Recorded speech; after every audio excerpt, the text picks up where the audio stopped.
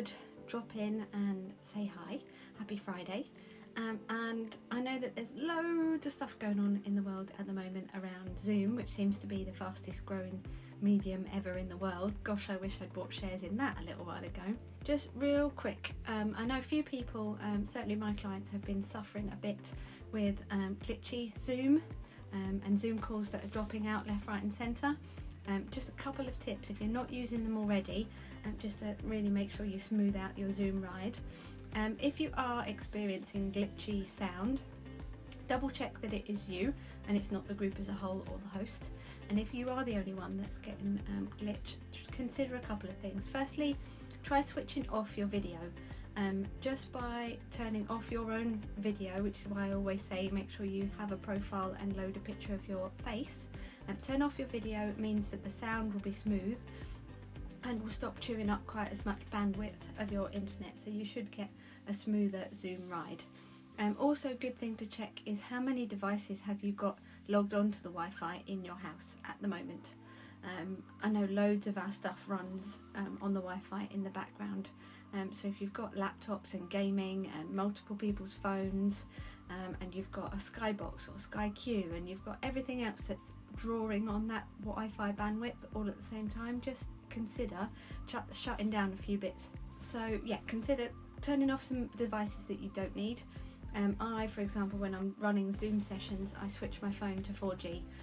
I don't have that one anyway, but it just stops drawing all that background app stuff and drawing that down. Make sure you've got no other windows open that you don't need on your laptops as well, because if you've got background web pages running, that will chew through the bandwidth as well and just make that real glitchy. So that's glitch, and a couple of tips on how to smooth that out. In terms of security, I know everywhere has gone bonkers around Zoom hacking, or Zoom bombing as it's now called. And I just want to, one, make you aware that the sources that are coming out from America, and I've tried to trace this story about the hackers loading porn into children's sites. I can't find the source of this story anywhere, so if anyone can find where it originated, I'd love to know. I sense it's a tiny bit of scaremongering at the moment. Zoom have issued a statement and they've challenged the government to a hack-off, which I think is a really bold move. And I know they're doing a lot of work around it, but a couple of tips that can keep you and your family safe if you're using Zoom. One, try and make sure you're using one of the most up-to-date versions of Zoom. They're constantly updating it with new security fixes and bug fixes, so if you get the option to update your Zoom, please do. Secondly is to make sure that you're running firewall on your laptops anyway.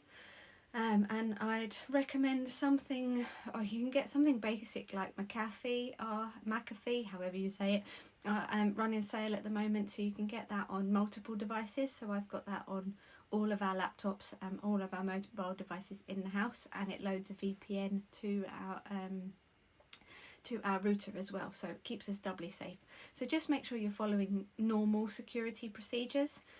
Don't leave kids alone with Zoom. If they are using Zoom to chat with their classmates, be sensible about it, guys. Keep an eye on who's in the room with them and make sure that you're familiar with everybody that's in their Zoom room.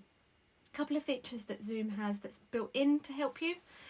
You've got the option of adding a password to your meeting invite.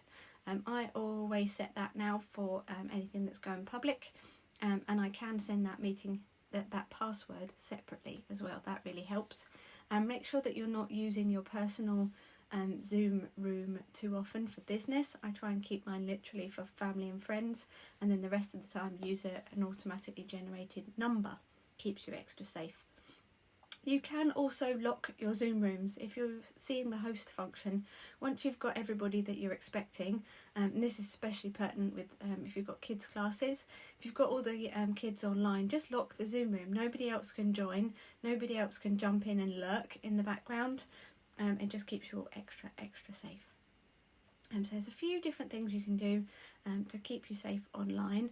So yeah, put them into practice. If anybody's having any problems or you can't find any of those buttons, drop me a line and I'll send you some screenshots and some instant tutorials. yeah, don't panic too much. Zoom has exploded in a massive way, so people trying to hack and it being exploited is going to be potentially well up there. But at the moment, personally, I'm more concerned about microphones being on my Apple devices than I am my Zoom meetings being hacked. So just make sure you're keeping safe out there, and yeah, being sensible around it, and obviously don't transfer any bank details or anything like that over Zoom. Use either encrypted email or anything that's encrypted platform. So yeah, there you go. Don't be scared, it's okay, and it will get better and better. I'll keep you posted as things develop, and if there's any updates, I'll share them as well.